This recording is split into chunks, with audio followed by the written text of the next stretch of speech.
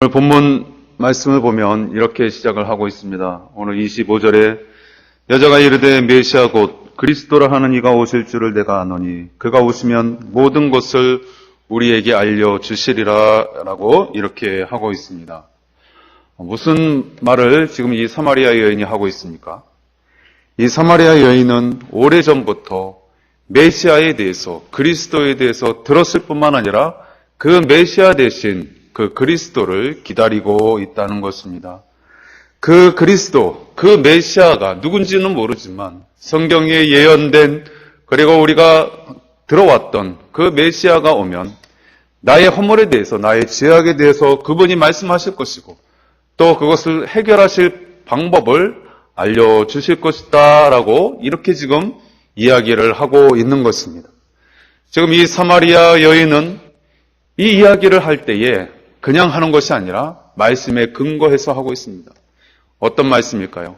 신명기의 말씀을 근거하고 있습니다. 신명기 18장 18절에 보면 이런 말씀이 있습니다. 내가 그들의 형제 중에서 너와 같은 선지자 하나를 그들을 위하여 일으키고 내 말을 그 입에 두리니 내가 그에게 명령하는 것을 그가 무리에게 다 말하리라 라는 이 신명기의 말씀을 근거로 해서 이 여인은 지금 예수님이 죄에 대해서 지적하고 있는데 앞으로 메시아가 오면 나의 이 부족한 허물, 이 죄악을 그분이 해결해 주실 그 방도에 대해서 일러주실 것입니다 라고 정중하게 예수님 앞에 대꾸하고 있는 것입니다.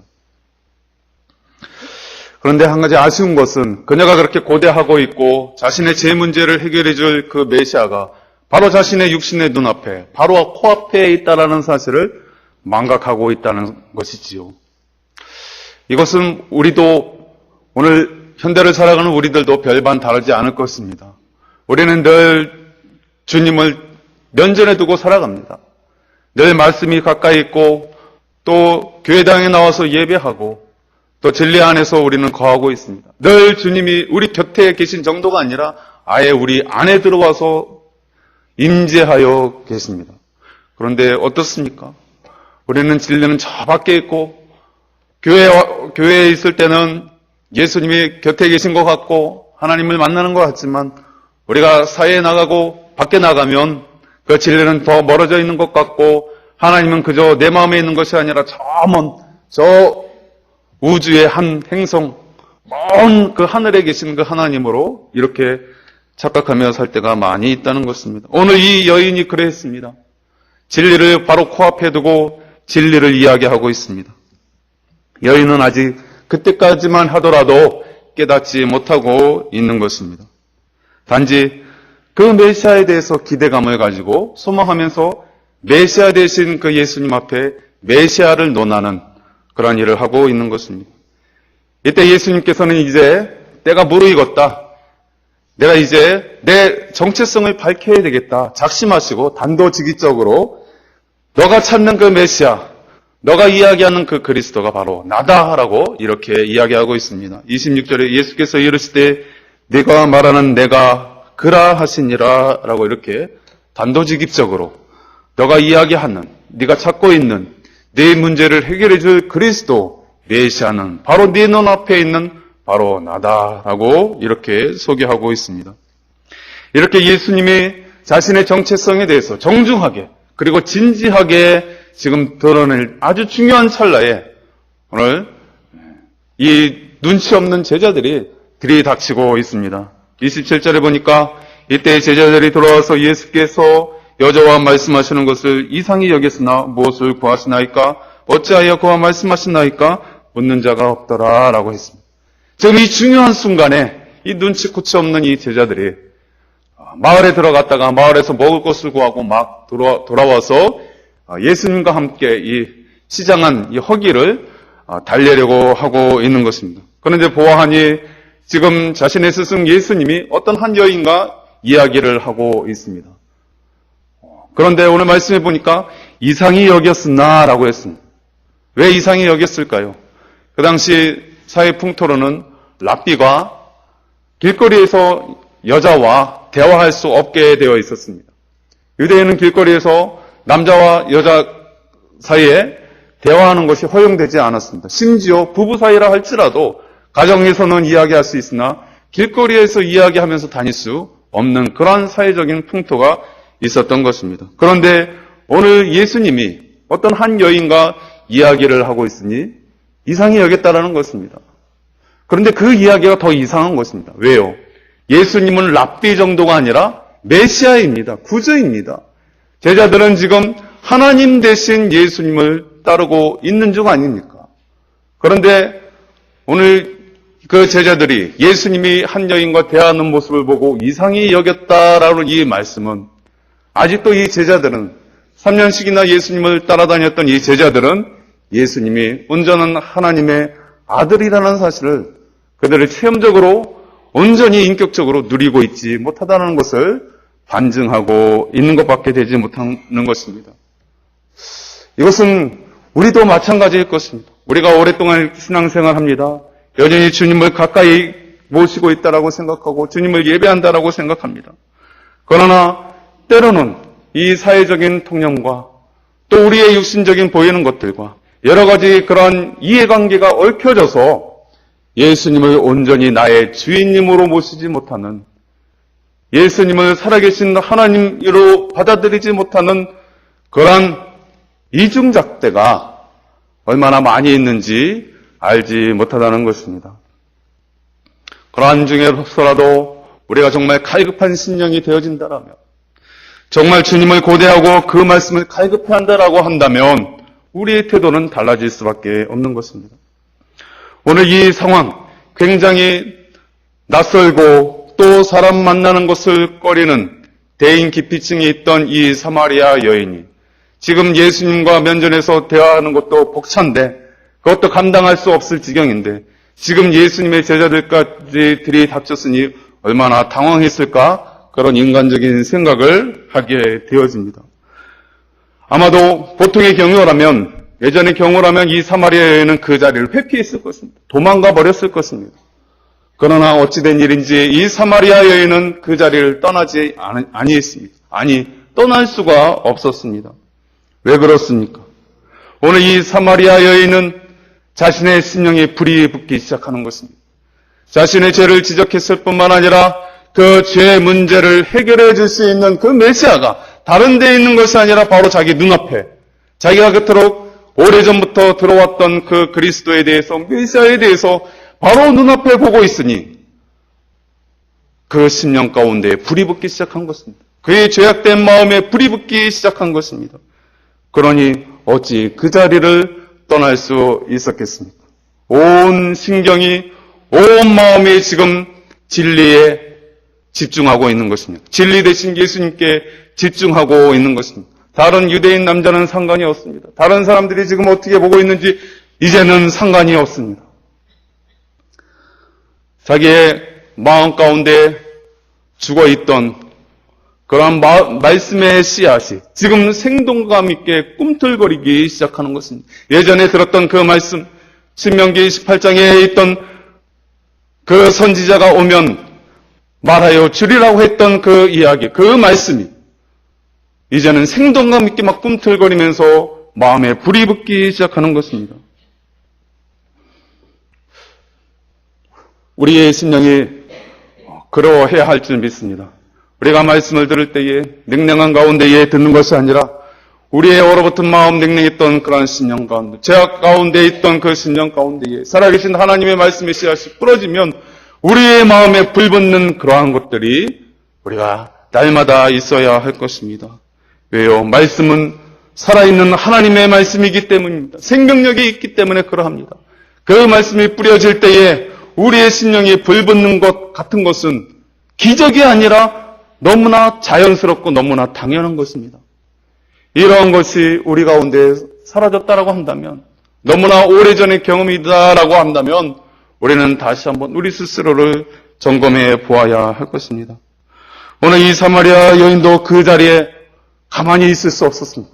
자신의 마음에 제약된 심령에 불이 붙기 시작하자 이제는 그 의기소침했던 그러한 상태가, 이제는 사람들을 회피하고 멀리했던 그러한 마음 상태가 바뀌기 시작하는 것입니다.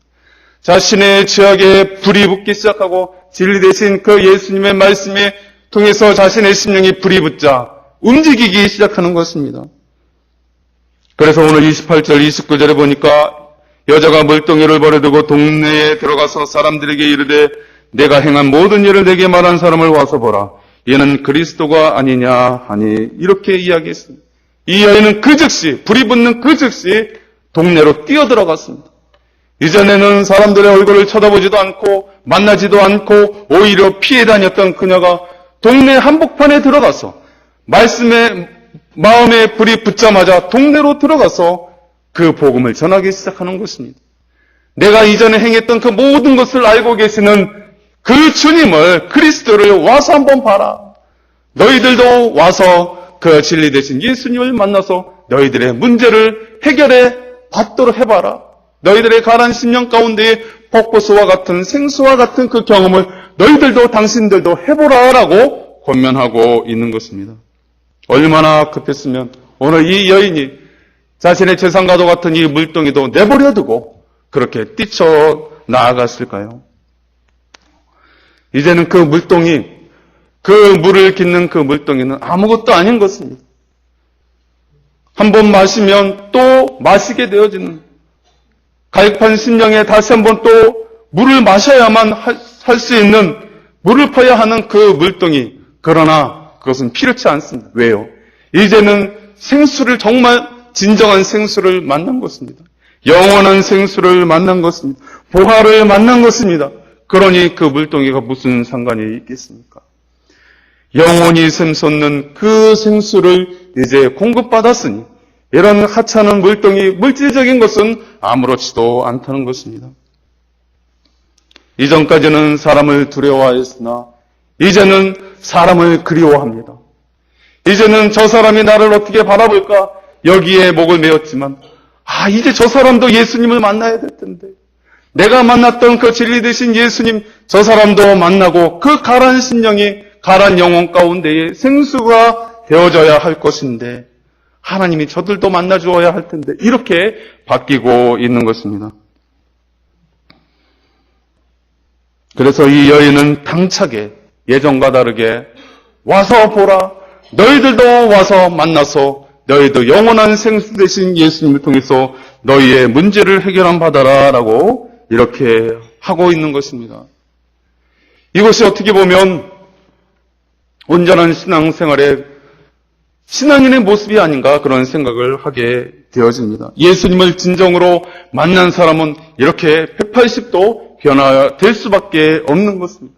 이전에 죄악된 생활에서 이제는 새로운 생활, 의로운 생활, 이전에는 마귀의 자녀에서 하나님의 자녀, 죄인에서 의인의 신분으로 바뀌었으니 그 삶 자체가 완전히 바뀔 수밖에 없는 것이 너무나 자연스러운 것입니다. 그럴 때 우리들은 어떠합니까? 우리가 예수님을 믿는다라고 말을 하면서 우리는 우리의 경험 가운데, 우리의 생애 가운데 이런 경험을 가지고 있느냐 하는 것입니다. 우리가 종종 믿음을 이야기할 때에 그 사람이 교회 출석 잘하고 교회 봉사 잘하고 기도를 잘하고 이런 것들을 살피는 것이 아마 대부분일 것입니다. 그러나 이런 것들은 우리가 예수님 만난 그 인격적인 그 경험, 그 확신이 없어도 얼마든지 가능할 수 있습니다. 특히 어려서부터 신앙생활했던 저처럼 모태신자로 그렇게 신앙생활했던 그런 분들을 보면 이런 특별한, 오늘 이 사마리아 여인처럼 주님을 만나서 완전히 180도 바뀌는 그런 모습들이 찾아보기가 쉽지 않습니다. 그러면서 우리 스스로 착각할 때가 많이 있습니다. 나는 어려서부터 신앙생활을 잘 해왔지. 부모님이 믿는 그 예수님, 나도 신앙생활 잘 하고 있지라고 이렇게 생각할 수 있다라는 것입니다. 그러나 우리의 신앙생활은 그냥 답습에 의해서 되어지는 것이 결코 아닐 줄로 압니다. 정말 예수님을 만난 그 경험, 가라앉은 심령 가운데에 생수가 되어지시는 그 예수님을 만난 그 경험이 중요한 것입니다. 그런 확신 없는 신앙생활을 하는 것을 볼 때 우리는 너무나 안타까울 때가 많이 있다는 것입니다. 이런 것은 자기 자신뿐만 아니라 주변 사람들에게도 참으로 혼돈스러운 그런 상황을 야기할 수 있는 것입니다. 예를 들면 아내가 주일날 남편에게 교회 가자고 합니다. 통사정을 해도 몇 년째 부탁을 해도 말을 들어주지 않습니다. 어쩌다가 정말 아내의 그 간청에 못 이겨서 한번 이렇게 교회에 나옵니다. 그런데 그 말씀이 예배를 드려도 아무런 마음에 움직임이 없습니다. 말씀을 들어도 다른 분들은 아멘 아멘 하고 말씀을 잘 듣는 것 같고 정말 감동을 받는 것 같은데 자기는 도대체 저게 무슨 말이고 무엇을 믿는다고 하는지 알 수가 없습니다. 왜 그런 현상이 나타날까요? 주님을 만나지 못했기 때문이죠. 그 10년 가운데에 오늘 이 사마리아 여인이 만났던 진리 대신 그 예수님, 영원한 생수 되신 그 예수님을 그 남편이 만났다라고 한다면 그렇게 예배를 대할 수 없을 것입니다. 우리가 그러한 모습으로 신앙생활하고 예배할 때가 우리 자신들도 많이 있다는 것입니다. 이전에 예수님을 만나서 그 구원의 감격과 기쁨 속에서 예배하고 신앙생활하고 봉사하고 기도했던 그런 생활이 분명히 있었습니다. 그런데 그것이 연륜이 쌓여지고 세월이 지나갈수록 그것이 무뎌집니다. 그 신앙이 영적으로 둔탁해집니다. 영적인 눈이 흐려집니다. 어느덧 나도 모르게 말씀이 말씀다워지지 못하고 예배가 예배다워지지 못하는 그러한 모습 가운데서 우리도 그러할 수 있다는 것입니다. 그러나 그것은 넌센스인 것입니다. 신앙인이 온전한 모습으로 예배하지 못하고 신앙인이 예수님을 만난 그 경험과 그 기쁨을 바탕으로 구원의 감격을 바탕으로 예배하지 못한다고 한다면 그것은 넌센스에 불과한 것입니다. 오늘 그럴 때 이 사마리아 여인은 확신에 찬 행동으로 궁극적으로 이제 그의 마음 가운데 꼭꼭 숨겨두었던 그 죄악의 문제, 그 마음의 상처, 이것이 예수님을 만남으로 인하여서 회복되었기 때문에 이렇게 바뀌게 되어진 것입니다. 이전에 이제 더 이상 사람들을 회피할 이유가 없게 되어진 것입니다. 자신을 더 이상 이제는 감출 필요가 없는 것입니다. 왜요? 영원한 생수, 진정한 보화를, 진정한 천국을 소유했고 만났기 때문에 그러합니다. 그래서 오히려 당당하게 자기의 과거의 수치를 드러낼 수 있었고 사람들에게 당당하게 이야기할 수 있었고 당당하게 예수님을 소개할 수 있었다는 것입니다. 과거의 그러한 부끄러움보다는 현재의 이 구원의 감격의 기쁨 그리고 장차 영원한 소망 이것이 중요함을 이 여인은 맛보고 있는 것입니다. 우리들도 마찬가지입니다. 우리 안에 크고 작은 상처들이 있을 수 있습니다. 그러나 이 상처들은 다른 것으로 해결되어지는 것이 아니라 오늘 예수님을 통해서만 해결될 수 있다라고 하는 사실입니다. 특별히 우리가 종려주의를 맞이해서 이제 한 주간 고난주간을 맞이하게 될 터인데 우리의 모든 죄와 허물, 우리의 모든 상처들, 우리의 찢기고 어그러지고 우리의 잘못된 그런 모든 심령을 다 감싸 안으시고 뒤집어 쓰시고 십자가에서 고난당하시고 죽기까지 순종하신 그 예수님 안에서 우리는 치유함 받을 수 있음을 확실히 믿고 나아갈 수 있어야 하겠습니다. 그러한 확신이 있을 때에 우리의 예배가 온전히 회복될 수 있고 우리의 삶이 진정한 예배자의 삶이 회복되어질 수 있다는 것입니다. 전도자의 삶이 회복되어질 수 있다는 것입니다. 그녀의 확신에 찬 고백은 결국 많은 사람들을 주님께로 인도하게 했습니다. 그녀는 선교 교육을 받은 적이 없습니다. 전도자의 교육을 받은 적이 없습니다. 신학교에 다녀본 경험도 없습니다. 단지 예수님을 만났을 뿐입니다.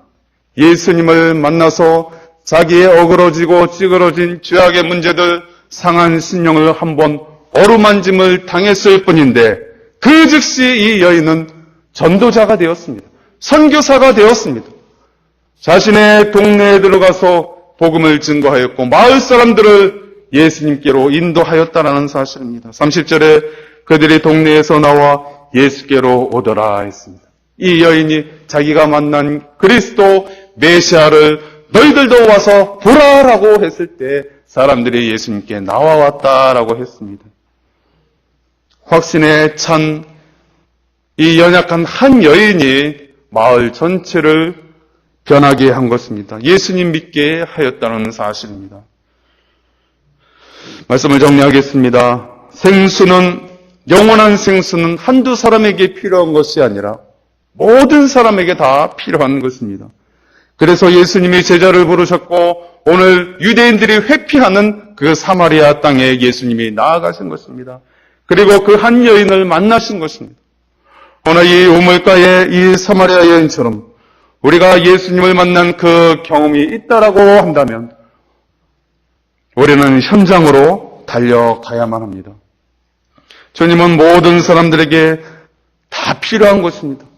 나에게만 필요한 분이 아니시라 우리 모두에게, 이 마을 전체에 있는 사람에게, 이 민족에게, 나아가 전 세계 모든 사람들에게 필요한 분이 바로 오늘 이 메시아 되신 예수님이라고 하는 사실입니다. 우리 안에 이미 들어간 그 생수와 같은 말씀의 씨가 있습니다. 지금까지 그 씨가 마치 죽었던 것처럼 그렇게 파묻혀 있습니다. 꼭꼭 숨겨져 있습니다. 그랬던 그 죽었던 메말라 있던 그 씨앗에 말씀이 들어가지고 말씀의 그 생명수가 뿌려질 때에 그것이 드디어 싹을 틔우고 자라게 되어진다면 우리도 이 여인처럼 현장으로 뛰쳐나아가게 될 것입니다. 그리고 마침내 주저앉았던 인생들이 일어나게 되어지고 소생케 되어지고 그 포도나무 대신 예수님께 온전히 접붙임 되어지는 새 생명의 역사가 일어나게 될 것입니다. 오늘 이 사마리아 여인처럼 그 현장 가운데에 나아가시고 믿음으로 확신 가운데에 예수님이 그리스도요 메시아다라는 이 사실을 함께 나눔으로 인하여 죽어있던 메말라 있던 그 심령들이 살아나는 귀한 역사들이 우리 가운데 넘쳐나게 되기를 간절히 소망합니다. 기도하겠습니다.